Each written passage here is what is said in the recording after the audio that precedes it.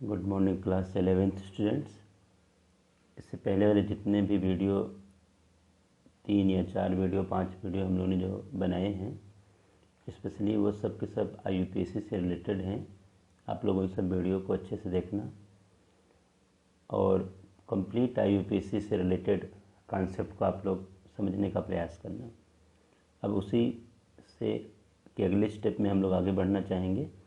अब अगला जो हमारे पास टॉपिक है, बड़ा सिंपल सा टॉपिक है और काफ़ी काम का टॉपिक अपने लिए है, वो आइसोमेरिज्म है।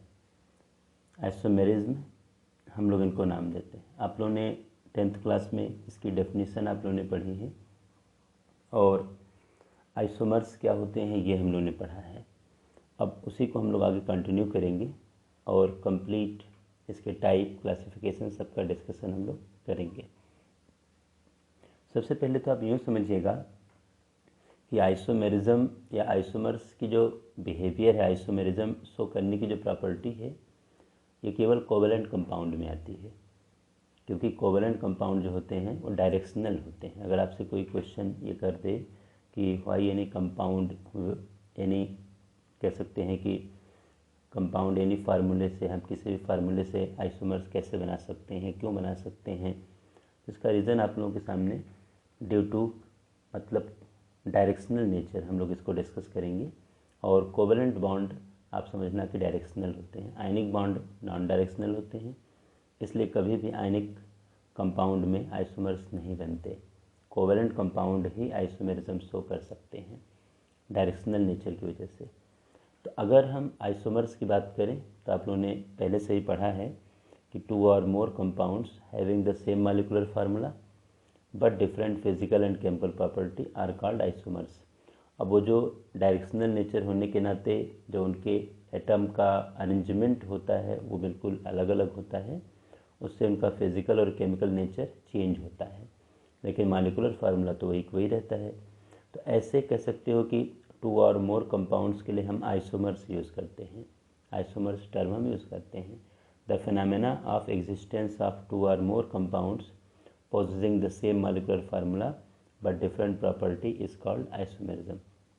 ये जो फिनोमेना एग्जिस्टेंस, जो फिनोमेना हमारे सामने रिप्रेजेंट हो रही है 2 और 2 मोर देन 2 कंपाउंड्स की, जो कि सेम मॉलिक्यूलर फार्मूले वाले हैं लेकिन डिफरेंट प्रॉपर्टी वाले हैं, तो इस फिनोमेना को हम आइसोमेरिज्म का नाम देंगे। सबसे अच्छा एग्जांपल हमारे सामने C2H5OH एंड CH3OCH3। अब इन दोनों का देखो मॉलिक्यूलर फार्मूला सेम है, C2H6O, इन दोनों का मॉलिक्यूलर फार्मूला है, लेकिन आपको पता है कि ये अल्कोहल का नेचर शो करेगा और ये ईथर का नेचर शो करेगा, क्योंकि ये इथाइल अल्कोहल है और ये डाईमिथाइल ईथर है। इनकी IUPAC नेम को भी आप साथ साथ प्रैक्टिस कर सकते हो, तो आपकी IUPAC भी एक बार इन्हीं के साथ, इन सब नेम के साथ थोड़ा सा रिवाइज हो जाएगी। इसलिए इनके IUPAC को भी थोड़ा बहुत साथ में आप लोग करते रहना। अब हम इसके आगे देखा जाए, ये तो रहा कि हम आइसोमर्स क्या हैं, आइसोमेरिज्म क्या है, ये तो हमने डेफिनेशन देख ली। आइसोमेरिज्म के टाइप की तरफ हम बढ़ना चाहेंगे। सबसे पहले देखो स्ट्रक्चरल आइसोमेरिज्म। अगर स्ट्रक्चर में वेरिएशन है और आइसोमर्स बन रहे हैं तो स्ट्रक्चरल आइसोमेरिज्म में आएगा, और इसमें हमारे पास 5 टाइप होंगे। बेसिकली हमें यही 5 टाइप पढ़ने हैं। इसमें चेन आइसोमेरिज्म, जिसको स्केलेटल आइसोमेरिज्म का भी हम नाम देते हैं, position isomerism, functional group isomerism या सिंपली फंक्शनल आइसोमेरिज्म, मेटामेरिज्म और टॉटोमेरिज्म। ये हमारे पास 5 स्ट्रक्चरल आइसोमर्स के बारे में हमें डिस्कशन करना है। और एक स्टीरियो आइसोमेरिज्म का कॉन्सेप्ट बनता है 3 डायमेंशनल अरेंजमेंट में अगर अलग अलग वेरिएशंस आ रहे हैं, 3D अरेंजमेंट अगर अलग अलग है और बिहेवियर अपने को शो मिल रहा है, आइसोमर्स बन रहे हैं, तो उनको हम स्टीरियो आइसोमेरिज्म का नाम देते हैं। जहाँ कहीं स्टीरियो वर्ड लगता है इसका मतलब यह है कि हम 3D बेसिस पर मॉलिक्यूल को रिप्रेजेंट कर रहे हैं या स्टडी कर रहे हैं। तो इसमें देखा जाए एक तो ज्योमेट्रिकल आइसोमेरिज्म, एक ऑप्टिकल आइसोमेरिज्म और एक कन्फॉर्मेशनल आइसोमेरिज्म। इसमें ज्योमेट्रिकल आइसोमेरिज्म और कन्फॉर्मेशनल ये हाइड्रोकार्बन में पढ़ने को मिलेगा, और ऑप्टिकल आइसोमेरिज्म में अगली साल पढ़ने को मिलेगा अपने को। तो एक स्टीरियो आइसोमेरिज्म की कहानी है जो कि इस साल अपने को डिस्कस नहीं करनी है, अपने को केवल ये डिस्कशन करना है। तो सबसे पहले देखा जाए स्ट्रक्चरल आइसोमेरिज्म, वही चीज़ जो मैं आपको समझा रहा था, the compound having the same molecular formula but different structures, that is different arrangement of atoms or groups of atoms within the molecule are called structural isomers and the phenomena is called structural isomerism। ऐसे phenomena को नाम देंगे। इसमें हम लोगों ने 5 type discuss किए। सबसे पहले चेन आइसोमेरिज्म।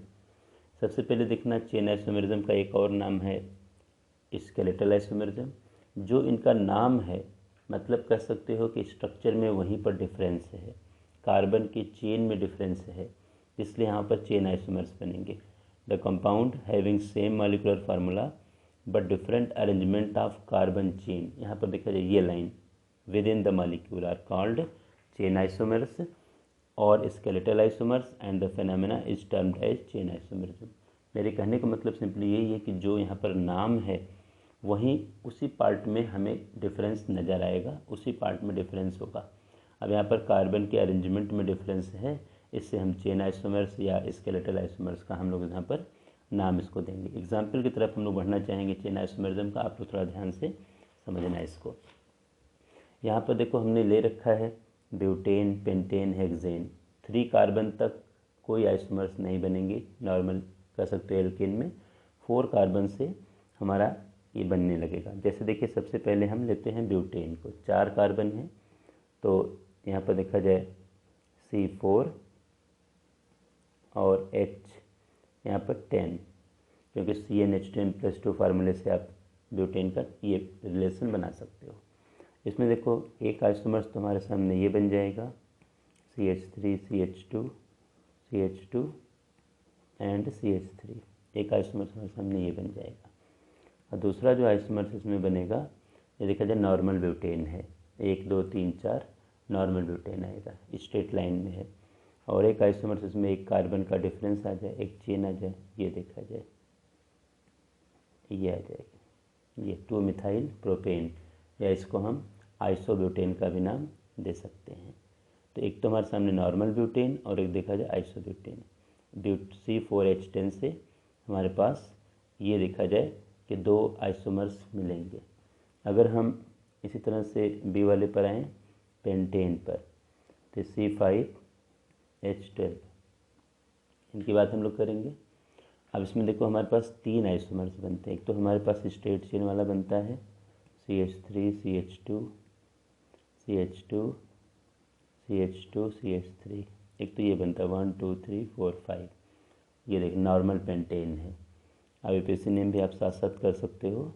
दूसरा देखा जाए आइसो भी यहाँ पर बन सकता है, CH, यहाँ पर देखो मैंने एक CH3 साइड में लगा दिया, CH2 CH3, 2 मिथाइल ब्यूटेन, या इसको आइसोपेंटेन का नाम आप दे सकते हो।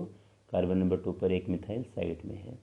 तीसरे नंबर पर देखा जाए, यहाँ पर हम ये ले सकते हैं CH3 C CH3 CH3 CH3, एक तो ये स्ट्रक्चर हमारे सामने बन सकता है। तो आपको देखने से ही लग रहा होगा कि यहाँ पर 2 डाईमिथाइल प्रोपेन या नियोपेंटेन, ऐसे नाम हम इसको दे सकते हैं। तो इसमें देखो C5H12 के 3 आइसोमर्स बने, C4H10 के हमारे पास 2 आइसोमर्स बने। हेक्सेन में अगर हम लोग लेकर के चलें, तो हेक्सेन में देखा जाए यहाँ पर C6H14, ये नॉर्मल प्रोडक्ट है। इसमें देखा जाए हमारे पास एक तो ये स्ट्रेट चेन 1 2 3 4 5 6, एक तो ये हमारे सामने बन जाएगा नॉर्मल हेक्सेन, आपके सामने दिख रहा है। एक हमारे सामने देखा जाए ये 1 2 3 4 5, एक यहाँ पर कार्बन लगा दें, यहाँ पर देखा जाए ये नॉर्मल हेक्सेन है, ये आइसो हेक्सेन आप कह सकते हो, या 2 मिथाइल पेंटेन का नाम दे सकते हो। एक देखा जाए ये भी हमारे सामने बन सकता है, 1 2 3 4 5, यहाँ पर हम कार्बन को ले आए, 3 मिथाइल पेंटेन, यहाँ पर देखा जाए बन जाएगा। यहाँ पर हम आइसो वर्ड नहीं लगा सकते क्योंकि मिथाइल कार्बन नंबर 3 पर है। इसके आगे देखो ये भी सिचुएशन आ सकती है, 1 2 3 4, एक कार्बन में यहाँ लगा दूँ, एक यहाँ लगा दूँ, 2 3 डाईमिथाइल ब्यूटेन, ये हमारे सामने देखा जाए आइसोमर्स बन सकता है। और एक आइसोमर इसमें ये भी बन सकता है, 1 2 3 4, एक कार्बन यहाँ दूसरा यहाँ, 2 2 डाईमिथाइल और ब्यूटेन, या इसको हम नियोहेक्सेन का नाम दे सकते हैं। तो मेरे कहने का मतलब है कि C4H12 हाइड्रोजन आप लोग लगा लेना यहाँ पर, क्योंकि हाइड्रोजन जहाँ पर एल्केन है जितने कार्बन की वैलेंसी पूरी है, जितने इनकम्प्लीट है उतने हाइड्रोजन लगा दो, तो ये पूरा 5 स्ट्रक्चर इसके लिए बनेंगे आपके। इसकी तरह से आप लोग इसके बाद हेप्टेन की, हेक्सेन तक की बात तो मैंने कर ली, हेप्टेन की आप लोग खुद प्रैक्टिस करना और देखना कितने आइसोमर्स बन रहे हैं, आप लोग खुद इसके लिए ट्राई करना। ये तो एक सिंपल सा रहा। हर स्टेप पर देखो चेन में डिफरेंस है, कार्बन के अरेंजमेंट में डिफरेंस है, तो चेन आइसोमर्स यहाँ पर बनेंगे। एग्जाम्पल आपको अच्छे से समझने की ज़रूरत है। तो आप लोग, हमें लगता है चेन आइसोमर्स आपके दिमाग में समझ में आया होगा कि जहाँ कहीं चेन में डिफरेंस होगी वहाँ पर चेन आइसोमर्स की बात हम लोग करेंगे, चेन आइसोमरिज्म डेवलप होगा। अब हम सेकंड नंबर पर आना चाहेंगे, पोजीशन आइसोमरिज्म। ये भी बड़ा अच्छा सा टॉपिक है, नाम से ही क्लियर है कि यहाँ पर पोजीशन में डिफरेंस होगा, फंक्शनल ग्रुप के पोजीशन में डिफरेंस होगा, डबल बॉन्ड के पोजीशन में डिफरेंस, ट्रिपल बॉन्ड के पोजीशन में डिफरेंस, सब्स्टिट्यूएंट्स के पोजीशन में डिफरेंस अगर है और आइसोमर्स बनेंगे तो पोजीशन आइसोमरिज्म में आ जाएंगे। जैसे the compounds which have the same molecular formula but differ in the position of the functional group। यहाँ पर ध्यान रखना, differ in the position of functional group, comma carbon carbon multiple bond, इसमें double triple दोनों आ जाएंगे, और substituent group are called position isomers and the phenomena is termed as position isomerism. ये सिंपल सी डेफिनेशन है, आप लोग इसको जरूर ध्यान से समझना। अब जैसे देखो सामने मैंने एक एग्जाम्पल ले रखा है, ये देखा जाए 1 2 3 यानी प्रोपेनॉल है, ये OH ग्रुप लगा हुआ है और कार्बन नंबर 1 पर है तो प्रोपेनॉल। और यहीं देखा जाए OH, इसके बजाय मैं नंबर 2 पर सेट कर दूं तो यहाँ पर प्रोपेन 2 ऑल बन जाए, क्योंकि नंबर 2 पर OH चला गया, तो प्रोपेन 2 ऑल, ये प्रोपेन 1 ऑल या सिंपली प्रोपेनॉल। यहाँ पर OH ग्रुप के पोजिशन में डिफरेंस है, यहाँ पर नंबर 1 पर पोजिशन लगी हुई, यहाँ नंबर 2 पर लग गई। अब यहाँ पर देखा जाए डबल बॉन्ड की बात करें, यहाँ पर 1 2 3 4 1 2 3 4 4 कार्बन का हमें एल्कीन मिला हुआ है, तो ब्यूटीन है, नंबर 1 पर डबल बॉन्ड है। यहाँ पर भी 4 कार्बन की एल्कीन है, लेकिन नंबर 2 पर डबल बॉन्ड है, तो ब्यूट 2 इन है जाएगा, क्योंकि नंबर 2 पर हमारे सामने ब्यूट 2 इन, ये स्पेशली यहाँ पर रहेगा। देखा जाए तो डबल बॉन्ड के पोजिशन में डिफरेंस है। ऐसे हम ट्रिपल बॉन्ड के पोजिशन में भी डिफरेंस, अगर ऐसा कहीं मान लो कि यहाँ पर हम हाइड्रोजन कम कर दें, एक हाइड्रोजन यहाँ कम कर दें, एक यहाँ कम कर दें, यहाँ ट्रिपल बॉन्ड क्रिएट हो जाएगा, और उसी सेम पोजीशन में यहाँ पर भी हम नेचर बना दें ट्रिपल बॉन्ड का, तो ब्यूटाइन का वो भी एक पोजीशन आइसोमरिज्म का एग्जांपल बनेगा।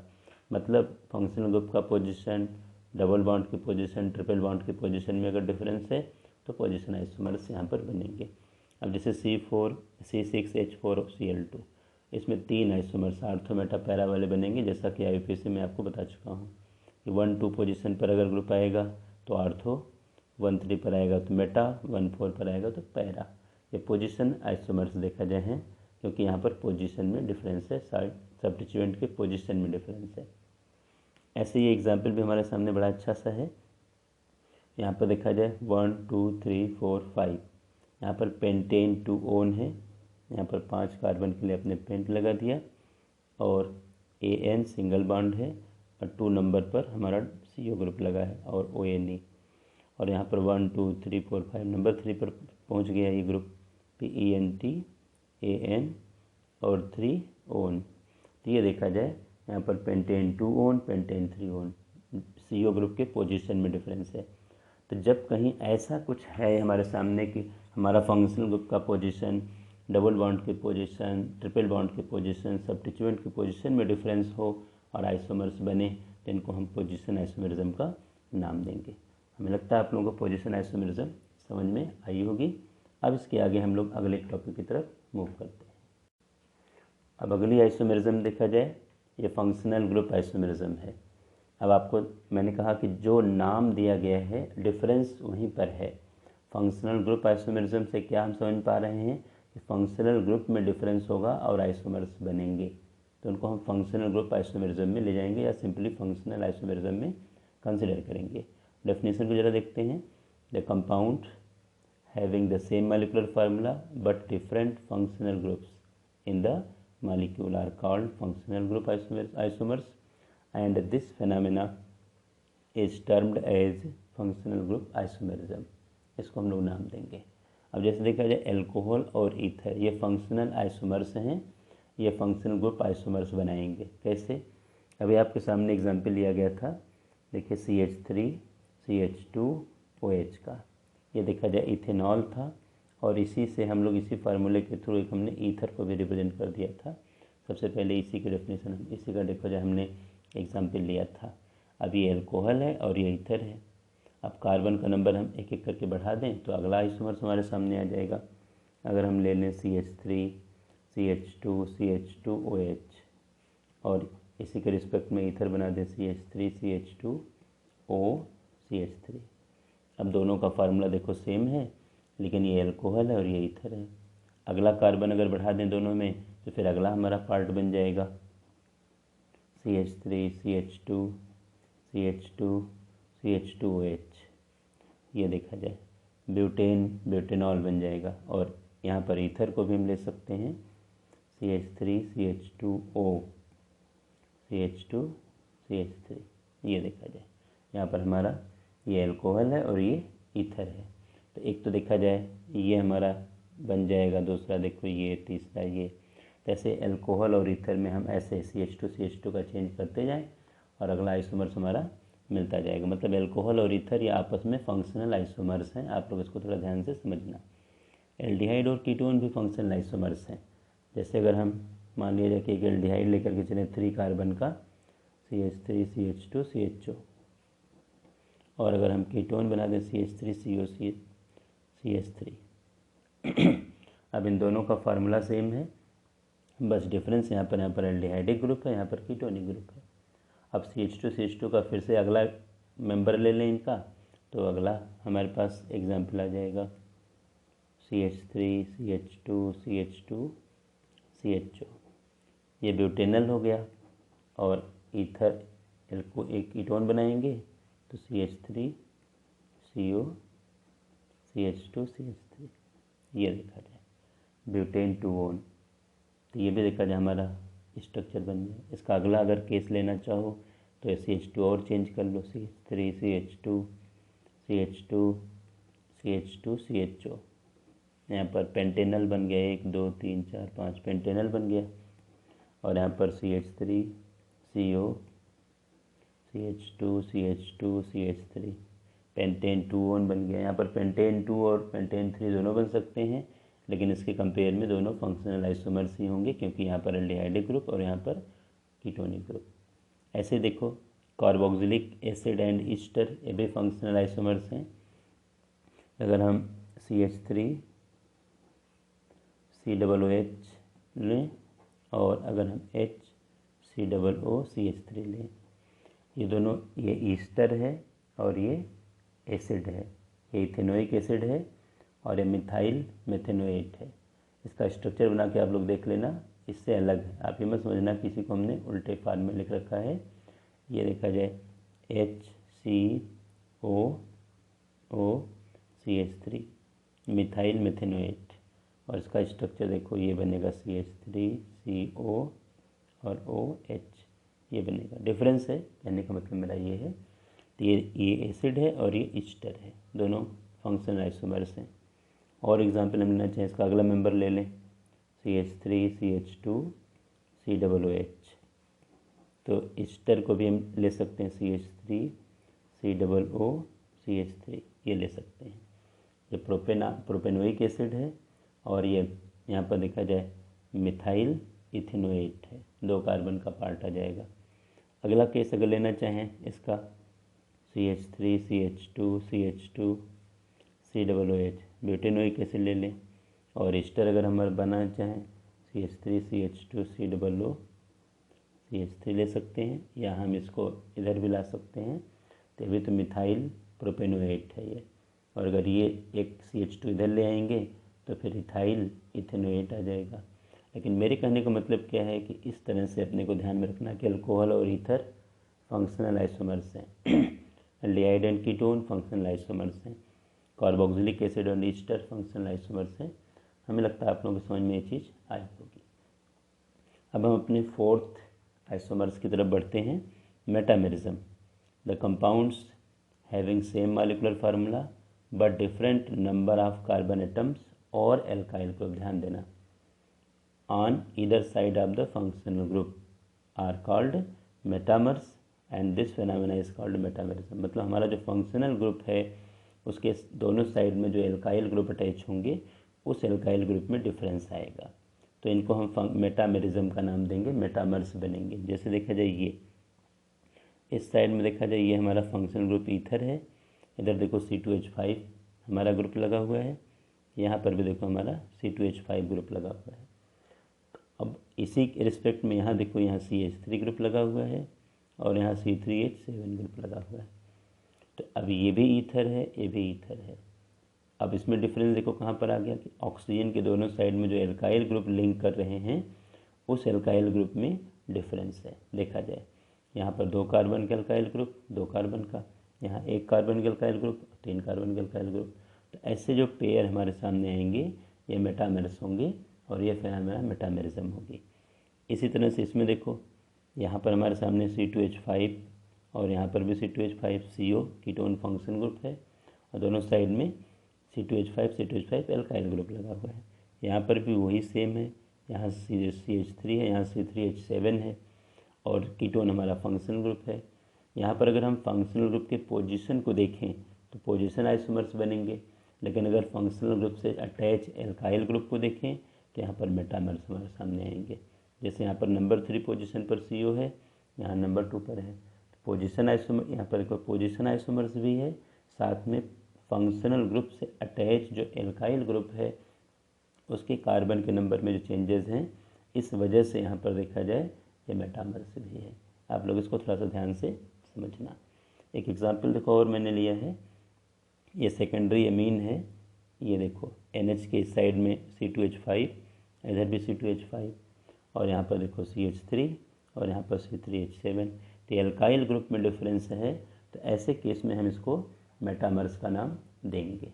हमें लगता है आप लोगों को मेटामेरिज्म भी अच्छी तरह समझ में आई होगी। अब इसके आगे लास्ट इसका जो पार्ट है उसको कंप्लीट कर लें और इसको हम लोग देख लें एक बार। टाटोमेरिज्म बड़ा सिंपल सा टॉपिक है, आप लोग ध्यान रखना। ये स्पेशल टाइप का फंक्शनल आइसोमर्स हैं जहाँ पर हाइड्रोजन शिफ्ट होकर के फंक्शनल ग्रुप में वेरिएशंस आते हैं और हाइड्रोजन किसी एक मल्टी बॉन्डेड एटम से दूसरे मल्टी बॉन्डेड एटम पर शिफ्ट होता है, कॉन्फ़िगरेशन चेंज होते हैं और आइसोमर्स क्रिएट होते हैं। This is a special type of functional isomerism in which the isomers differ in the arrangement of atoms but they exist in dynamic equilibrium with each other and this phenomena is termed as tautomerism। जैसे सामने देखा जाए एक structure हमारे सामने है CH3CHO, ये aldehyde है। अब इस CH3CHO में इस एल्डिहाइड में ये वाला हाइड्रोजन मैं इस कार्बन से ऑक्सीजन पर शिफ्ट कर दूं और ये डबल बॉन्ड देखो यहाँ शिफ्ट कर दूं, तो हमारे सामने देखो डबल बॉन्ड शिफ्ट होने से यहाँ डबल बॉन्ड क्रिएट हो गया और हाइड्रोजन के यहाँ शिफ्ट होने से OH क्रिएट हो गया। तो ये देखा जाए ये इथेनल है और यहाँ पर देखा जाए अगर इसका IUPAC नेम लेके चलोगे तो यहाँ पर देखा जाए तुम्हारा 1 पर OH लगा हुआ है, 2 कार्बन ये है, तो 2 कार्बन के लिए हम लोग ईथ नंबर 1 पर डबल बॉन्ड है तो 1 को अगर न रिप्रेजेंट तो भी EN और OL इथिनॉल इसका देखो नाम बन जाएगा जो स्पेशली है। तो यहाँ पर फंक्शनल ग्रुप देखा जाए CHO है, एल्डिहाइड है, यहाँ फंक्शनल ग्रुप OH है लेकिन साथ में डबल बॉन्ड भी क्रिएट है। ये दोनों देखो डायनेमिक इक्विलिब्रियम में एग्जिस्ट करेंगे और इनको किसी तरह से हम सेपरेट आसानी से नहीं कर सकते, लेकिन 2 आइसोमर्स हाइड्रोजन के शिफ्ट होने से क्रिएट हो गए। इसका एल्डिहाइड वाला पार्ट यहाँ का हाइड्रोजन देखो इस पॉइंट पर शिफ्ट होकर के पोजीशन दे रहा है, तो इनको हम टाटोमर्स का नाम दे देंगे।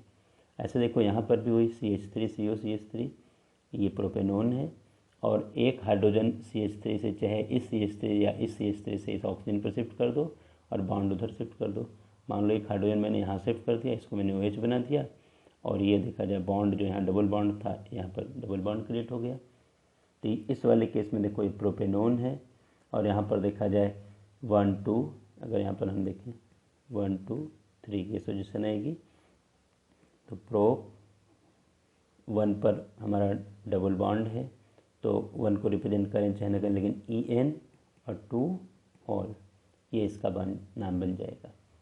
मेरे कहने का सिंपल मतलब ये है। तो अब ये देखा जाए, ये टाटोमर्स हमारे सामने है। हाइड्रोजन के शिफ्ट होने से पोजीशन कह सकते हो कि नया ग्रुप क्रिएट हुआ है, लेकिन ये दोनों डायनामिक इक्विलिब्रियम में रहेंगे और इनको आसानी से सेपरेट हम नहीं कर सकते। एक बड़ा अच्छा एग्जांपल ये देखा जाए, इथाइल एसीटोएसीटेट इसका नाम है। IUPAC नेम आप लोग इसका लिखना क्या है या समझना, कोई डाउट आएगा तो आप बताना। यहाँ पर CH3CO CH2 COO C2H5 CH। अब इस केस में देखा जाए, ये जो CO ग्रुप है इस पर हमें हाइड्रोजन शिफ्ट कराना है, या तो यहाँ से मैं शिफ्ट कराऊँ या तो यहाँ से शिफ्ट कराऊँ। तो जो ज़्यादा चांस बनता है, जो कार्बन ज़्यादा कार्बन से अटैच होता है उसी कार्बन से हाइड्रोजन शिफ्ट होता है। तो ये कार्बन देखो 2 से अटैच है और ये 1 से अटैच है, इसलिए इस कार्बन से हाइड्रोजन शिफ्ट होगा। तो यहाँ देखो इस कार्बन का हाइड्रोजन मैंने यहाँ शिफ्ट करा दिया। तो अब ये सिचुएशन देखा है, डबल बॉन्ड यहाँ पर बन गया और हाइड्रोजन देखो यहाँ शिफ्ट हो गया। तो ये जो पोजीशन हमारे सामने है, यहाँ पर देखा जाए ये कीटोन ग्रुप है और ये ईस्टर ग्रुप है। यहाँ देखिए ये अल्कोहल ग्रुप आ गया और ये ईस्टर ग्रुप आ गया।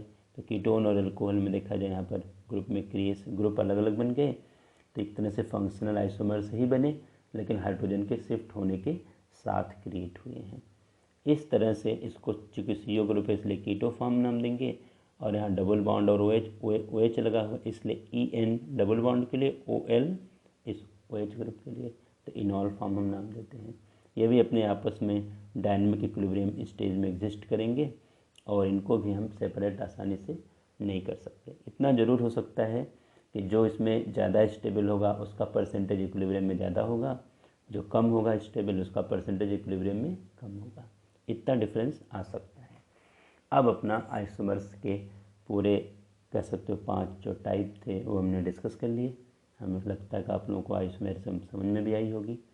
कोई किसी बच्चे को डाउट अगर होता है तो आप कमेंट सेक्शन में कमेंट करना, और अगर किसी कुछ प्रॉब्लम्स आती हैं कहीं पर किसी सोर्स से, तो आप जिस किसी तरीके से उसका सलूशन निकाल पाना आप लोग निकालना। वीडियो देखो बहुत मेहनत से बनाए जाते हैं, देखने के बाद इसको आप लोग लाइक या शेयर अगर कर सकते हो तो कर दिया करो, थोड़ा सा अच्छा लगता है। Thank you.